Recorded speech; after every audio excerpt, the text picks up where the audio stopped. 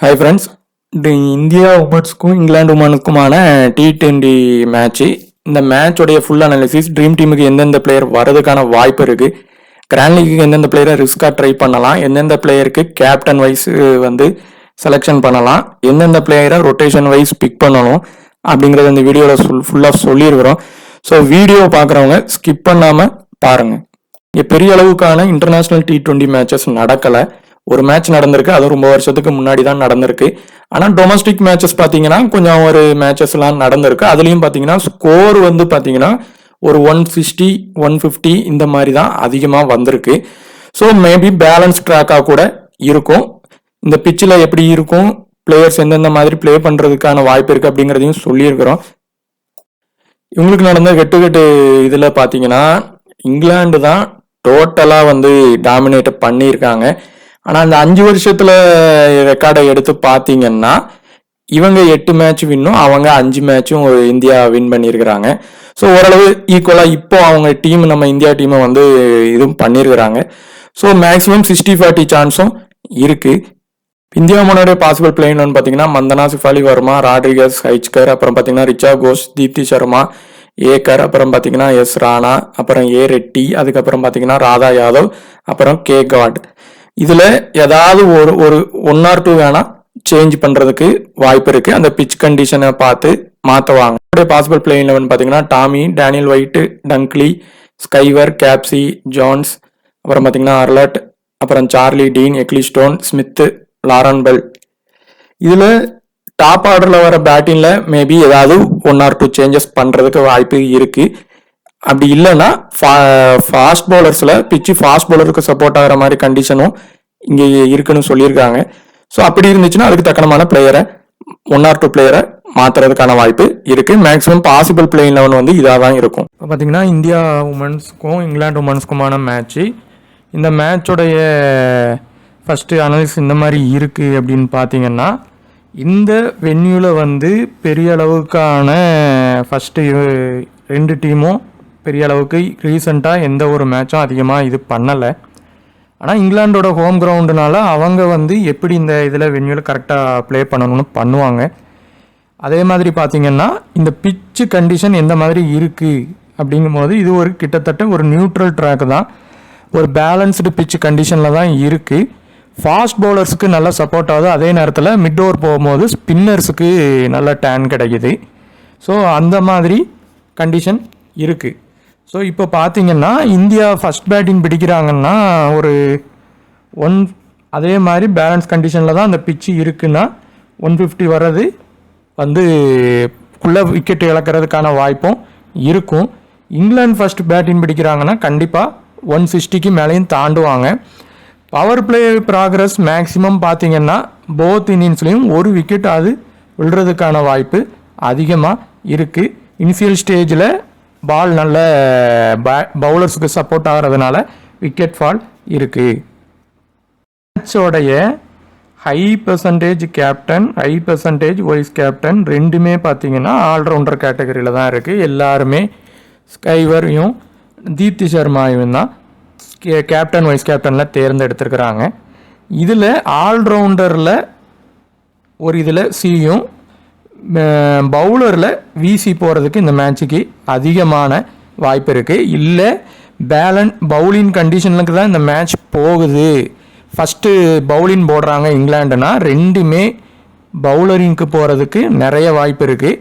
England first batting பிடிக்கிறாங்கன்னா மட்டும்தான் பேட்டிங்கில் வர்றதுக்கான ஒரு வாய்ப்பு இருக்குது.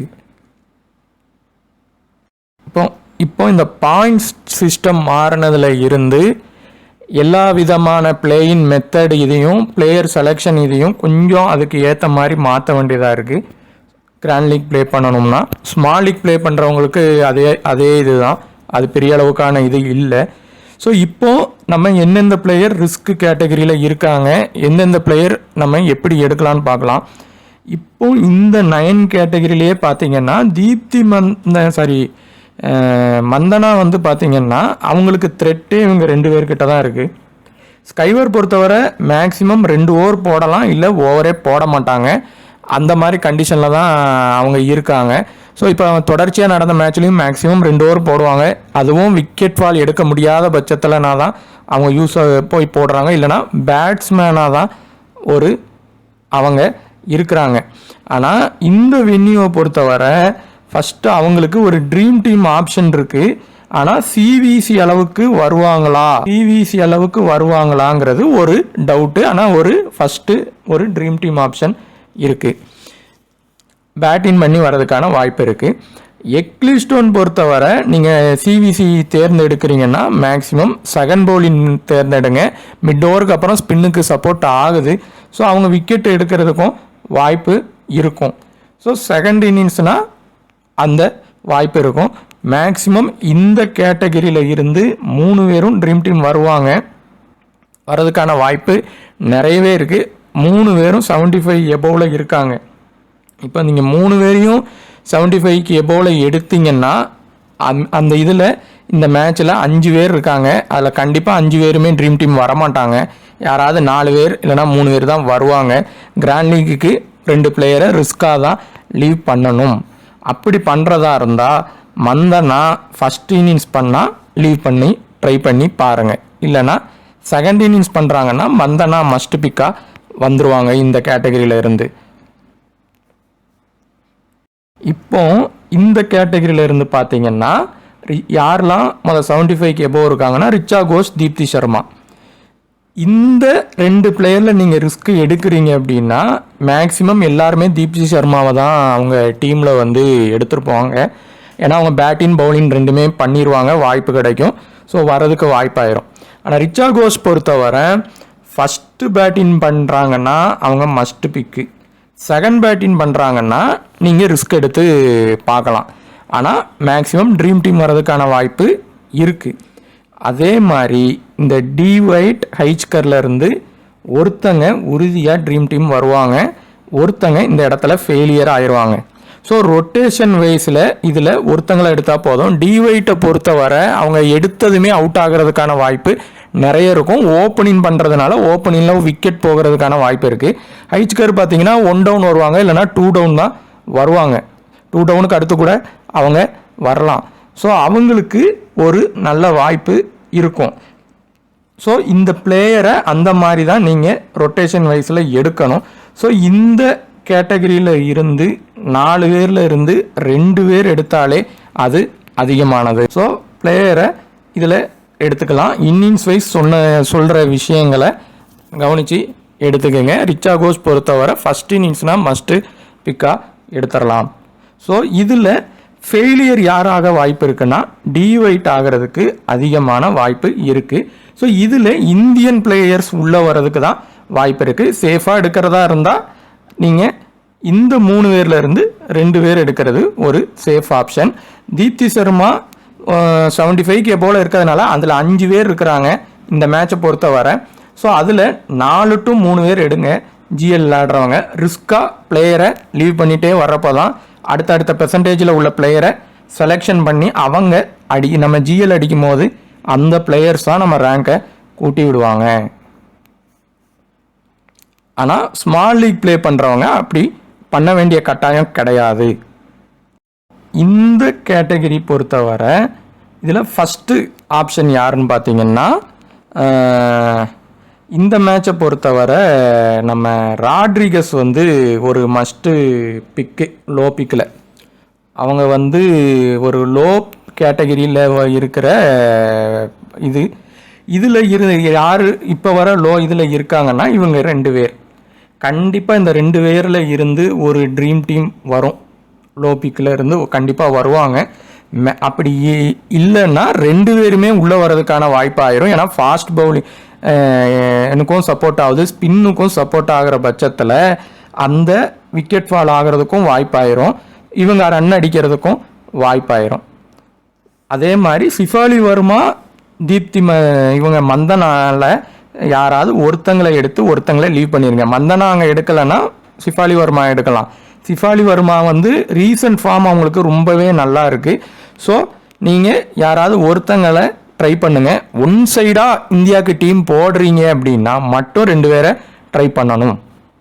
ஸோ இந்த கேட்டகரியில் இருந்து ஜோனஸ் பொறுத்தவரை ஜோனஸ் பொறுத்தவரை எப்படின்னா ஜோனஸ் ஃபர்ஸ்ட் பேட்டிங் பண்ணுறாங்க இங்கிலாந்து பண்ணால் அவங்கள மஸ்ட்டாக நீங்கள் டீமில் எடுத்துடலாம். அதே மாதிரி இங்கிலாந்து லாஸ் ஆகுற மாதிரி டீம் நீங்கள் எடுத்தீங்கன்னா ஜோனஸ் வந்து மஸ்ட் பிக்கு. மற்றபடி செகண்ட் பேட்டிங் பிடிக்கிறாங்க இங்கிலாந்து தான் வின் ஆகும்னா அவங்கள அந்த இடத்துல லீவ் பண்ணிடுங்க. ஸோ இதில் மஸ்ட் பிக்காகவே ராட்ரிகஸ் எல்பெல் வந்து ஒரு மஸ்ட் பிக்காக இந்த கேட்டகரியில் இருந்து ட்ரை பண்ணுங்க. இதில் வந்து இந்த இவங்க டி பெமண்ட் வந்து பார்த்தீங்கன்னா இவங்க ஒரு ஓடிஐ பிளேயர். ஆனால் ரீசன்ட் ஃபார்ம் பார்த்தீங்கன்னா அருமையாக இருக்குது. இப்போ பிச்சு ஸ்லோ டவுன் ஆகுது, இவங்க ஸ்குவாடில் இருக்காங்க அப்படின்னா நீங்கள் ராட்ரிகஸ் இல்லைன்னா பெமாண்ட்டை வந்து எடுக்கிற மாதிரி வரும். சப்போஸ் இவங்க டீமில் இல்லை அப்படின்னா ராட்ரிகஸ் வந்து உறுதியாக உள்ளே வருவாங்க. அப்படி இவங்க இருந்தாங்கன்னா ராட்ரிகஸ் பெமாண்ட்டில் யாராவது ஒருத்தங்களை ட்ரை பண்ணி பார்க்கலாம் ரொட்டேஷன் வைஸில். ஆனால் 2 பேருமே எடுக்கிறது பெட்ரு. 2 பேருமே லோ பிக்கில் தான் இருக்காங்க. உங்களுக்கு ரேங்கை ஜிஎலுக்கு கூட்டுறதுக்கு வாய்ப்பாக இருக்கும். இவங்க டாப் ஆர்டரில் வருவாங்க, அவங்க 1 டவுனில் வருவாங்க. ஸோ அடுத்து பார்த்தீங்கன்னா இந்த டங்க்லி இதில் எல்லாருமே பார்த்தீங்கன்னா லோ பிக்கில் தான் இருக்காங்க இந்த கேப்சியை தவிர.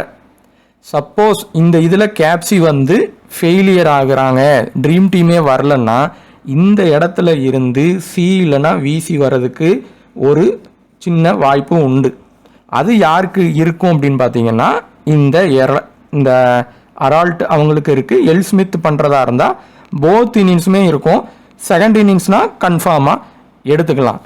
ஸோ அந்த மாதிரி நீங்கள் கேப்சியை விட்றீங்கன்னா இந்த 2 பிக்கில் ஃபஸ்ட்டு பிக்கு இந்த அரால்ட்டை ட்ரை பண்ணிவிட்டு ஸ்மித்தை ரொட்டேஷன் பேஸில் எடுங்க. இப்போ இவங்க டீம்லே இல்லை அப்படின்னா நீங்கள் டங்க்லியை வந்து எடுத்தால் அவர் அங்கே டங்க்லி எடுக்கிறீங்கன்னா எடுத்தால் சி இல்லைன்னா விசி கொடுத்து எடுக்கணும். இல்லை அப்படின்னா அவங்கள பிளேயராக எடுக்காதீங்க. அவங்க லோ இதில் தான் இருக்காங்க.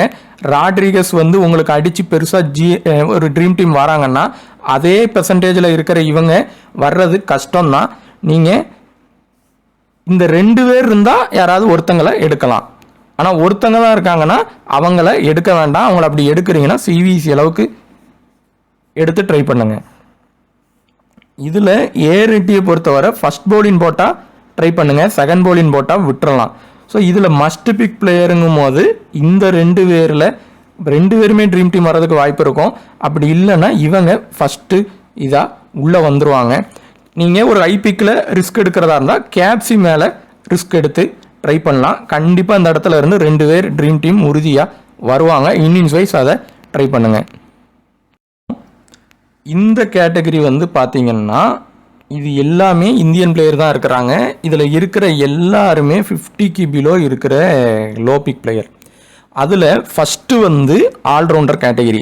ஆல்ரவுண்டர் கேட்டகரியில் இந்த மேட்ச்சில் லோ பிக் வருமா, 50க்கு பிலோ பிளேயர் வரும்னா இப்போ வரதுக்கான வாய்ப்பு அதில் இருக்குது. அது ஃபஸ்ட்டு ஆப்ஷனாக நீங்கள் ரொட்டேஷன் வைஸில் தான் எடுக்கிற மாதிரி வரும். அதுலேயும் யாரை ஃபஸ்ட்டு எடுக்கலாம்னா இந்த எஸ் ராணா. இவங்க பேட்டிங்கும் பண்ணுவாங்க, பவுலிங்கும் பண்ணுறாங்க. ஸோ இவங்களை ஃபஸ்ட் ஆப்ஷனாக எடுக்கணும். இந்த 2 பேரில் ஒருத்தங்களாக எடுத்தால் போதும். ஆனால் 2 பேரையுமே எடுக்காதீங்க. சப்போஸ் இவங்க வேண்டாம் அப்படின்னு நினச்சிங்கன்னா இவங்களை ரொட்டேஷனில் எடுக்கணும். ஸோ இந்த 2 பேர்லேருந்து ஒருத்தங்க ட்ரீம் டீம் வருவாங்க. சப்போஸ் இவங்க 2 பேரில் ஒருத்தங்க 50% எபோவ் ஏறிட்டா அந்த இடத்துல வர 50க்கு பிலோ வர பிளேயரை நீங்கள் ஒன் சைடாக டீம் போனால் மட்டும் எடுங்க, இல்லைன்னா எடுக்கக்கூடாது. இந்தியன் டைமில் மட்டும்தான் அங்கே லோ பிக் இருக்குது. 50க்கு பிலோ இவங்க 2 பேர் இருக்காங்க. இவங்க அப்படியே இருந்தாங்கன்னா இதிலிருந்து ஒரு ட்ரீம் டீம் உறுதியாக வந்துடும். அடுத்து பார்த்தீங்கன்னா ராதா யாதவ், இந்த கேக்வாட், இவங்க ரொம்ப லோ பெர்சன்டேஜில் இருக்காங்க. அருந்ததி ரெட்டியை விட இவங்களை எடுத்தீங்கன்னா உங்களுக்கு ரேங்க் ஆனது கூடும். ஸோ இந்த கேட்டகரியில் இருந்து கண்டிப்பாக 2 பேர் லோபிக்கு உறுதியாக ட்ரீம் டீம் வருவாங்க. அவங்கள நீங்கள் எடுத்து தான் ஆகணும். அதில் 0 to 25 இவங்க இருக்காங்க. ஃபாஸ்ட் பவுலிங்கு சப்போர்ட் ஆகிற பட்சத்தில் இவங்க நல்லா போடுற பண்ணாங்கன்னா கண்டிப்பாக உங்கள் ரேங்க் ஆனது அதிகமாக ஆயிரும். ராதா யாதவ் மேக்ஸிமம் போத் இன்னிங்ஸும் இம்பார்ட்டன்ட் தான். அவங்களையும் ஒரு பிளேயராக ட்ரை பண்ணி பார்க்கலாம். ஸோ அதை எப்படி எடுக்கலான்னா ராணா ராதாவில் யாராவது ஒருத்தங்களை எடுத்தால் போதும். நீங்கள் ஒன் சைடாக போகிறீங்கன்னா இதில் இருந்து 1 2 3 இந்த 3 பேரையும் ட்ரை பண்ணி பார்க்கலாம். அப்படி இல்லைன்னா 2 பேர் ராணா ராதாவில் ஒருத்தங்க, அதில் அதே மாதிரி ஒருத்தங்க கேகார்டை நீங்கள் ஒரு பிளேயராக ஃபஸ்ட் பவுலிங் போடுறாங்கன்னா கண்டிப்பாக டீமில் எடுத்துக்குங்க. இவங்களுக்கும் ராதா யாதவுக்கும் இந்த ராணா ராதா யாதவுக்கும் ஒரு சிவிசி ஆப்ஷன் இருக்குது. இந்த மேட்சை பொறுத்தவரை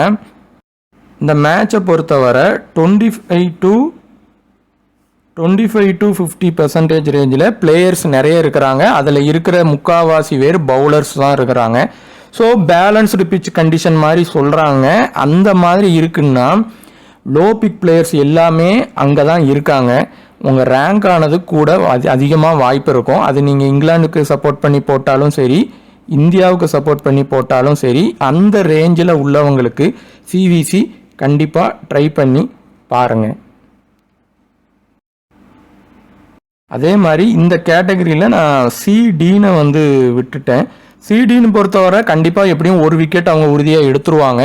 அந்த 2வது விக்கெட் அவங்களுக்கு அந்த ஆப்பர்ச்சுனிட்டி கிடைக்கிறத வச்சு தான் கிடைக்கும். அதே மாதிரி இங்கிலாந்து லாஸ் ஆகிற மாதிரி மேட்ச் இருக்குன்னா அந்த சிடினை கண்டிப்பாக டீம்லவே எடுத்து இது பண்ணிக்கிங்க. அவங்க பேட்டிங்கும் பண்ணுவாங்க. ஸோ ராட்ரிகஸுக்கு ரிஸ்காக சிவிசி ட்ரை பண்ணி பாருங்கள். அதே மாதிரி இந்த எல்பெல் ஃபஸ்ட் பவுலிங் போட்டாங்கன்னா ஒரு சிவிசி இந்த கேட்டகரியில் ட்ரை பண்ணலாம். ரிச்சா கோஸுக்கு பொறுத்தவரை ஃபஸ்ட் இன்னிங்ஸ்னால் ஒரு சிவிசி ட்ரை பண்ணி பாருங்கள். ஐச்கர் பொறுத்தவரை சேஸின் பண்ணுறாங்கன்னா ஒரு சிவிசி அளவுக்கு ட்ரை பண்ணி பார்க்கலாம். ஸ்கைவர் எவ்வளோ பவுலிங் போடுறாங்களோ அதுக்கு தக்கனதான் அவங்க சிவிசி வர முடியும். ஃபஸ்ட்டு பவுலிங் போட்டு பேட்டிங் போகிறாங்கன்னா அவங்க பவுலிங் போடுறத வச்சு தான் சிவிசி வர முடியும். ஒருவேளை பேட்டிங் ஃபஸ்ட்டு போகிறாங்கன்னா அவங்களுக்கு ஒரு சிவிசி வாய்ப்பு இருக்கும். ஆனால் ஃபஸ்ட்டு பேட்டிங் போகாமல் பவுலிங் போனால் அந்த இடத்துல ஒரு ட்ரீம் டீம் பிளேயராக தான் அவங்களால வர முடியும். மந்தனா சேஸிங் பண்ணுறாங்கன்னா நீங்கள் அவங்கள டீமில் எடுத்து ஒரு விசி அளவுக்கு ட்ரை பண்ணலாம். ஆனால் கேப்டன் அளவுக்கு வர்றது கொஞ்சம் கஷ்டம்தான். ஸோ இந்த 3 பேருக்குமே ஒரு சிவிசி ஆப்ஷன் இருக்குது. அது இன்னிங்ஸ் வைஸ் நீங்கள் ட்ரை பண்ணுங்கள். ஆனால் மேக்ஸிமம் இதே கேட்டகரியில் சிவிசி வருமா? இப்போ மந்தனாக்கு வைக்கிறீங்கன்னா எக்லிஸ்டோனுக்கு வச்சா வருவாங்கன்னா வரமாட்டாங்க. த்ரெட் இருக்கும், அவுட் ஆகிறதுக்கான வாய்ப்பு இருக்கும். ஒருவேளை மந்தனா கேப்டன் அளவுக்கு விளாண்டானா எக்லிஸ்டோன் ஒரு ட்ரீம் டீம் அளவுக்கு தான் வர முடியும். ஸோ அந்த மாதிரி பிளேயருக்கு இடையான பேட்டில் வச்சும் நம்ம அந்த கேட்டகரி வச்சும் சிவிசி எடுத்துடலாம். ஸ்மால் லீக் ப்ளே பண்ணுறீங்கன்னா நம்ம கேட்டகரி வைஸ் ஒரு லோ பிக் சொல்லியிருக்கோம். அந்த லோ பிக்கை நீங்கள் ட்ரை பண்ணுங்கள். மேக்ஸிமம் 9 இது பார்த்தீங்கன்னா சேஃப் பிளேயரும் ஒரு 2 இது அந்த நம்ம சொன்ன லோ பிக்குக்கு இது பண்ணுங்கள். கண்டிப்பாக எஸ்எல் வின் பண்ண முடியும். எஸ்எல் பெரிய அளவுக்கான இது பண்ணாதீங்க. ரிஸ்க்கு சேஃப் கேப்டன் சேஃப் வைஸ் கேப்டனே ட்ரை பண்ணலாம். அந்த ரிஸ்க் எடுக்கிறது அந்த 2 பிளேயர் 3 பிளேயரில் பண்ணால் போதும். மேக்ஸிமம் பார்த்தீங்கன்னா இங்கிலாந்து வின் ஆகிறதுக்கு 60% இருந்தால் இந்தியாவுக்கு 40% இருக்குது பவுலிங் கண்டிஷனுக்கு போச்சுன்னா. ஸோ நம்ம அதை கன்சிடர் பண்ணியும் போத் டீமுக்கும் சப்போர்ட் பண்ணுற மாதிரியும் டீம் எடுக்கணும். ஒன் சைட் டீம் போட்டாலும் 2 டீமுக்கும் சப்போர்ட் தனித்தனியாகவும் போட்டால் கண்டிப்பாக வரதுக்கான வாய்ப்பு இந்த மேட்ச்சில் இருக்கும். ஸோ அதை ட்ரை பண்ணி பாருங்கள். இந்த வீடியோ பார்த்துட்டு இருக்கிறவங்களுக்கு கண்டிப்பாக ஏதாவது ஒரு யூஸ் இருந்துச்சுன்னா அதை யாருக்காவது ஷேர் பண்ணி சப்ஸ்கிரைப் பண்ணுங்கள். தேங்க்யூ.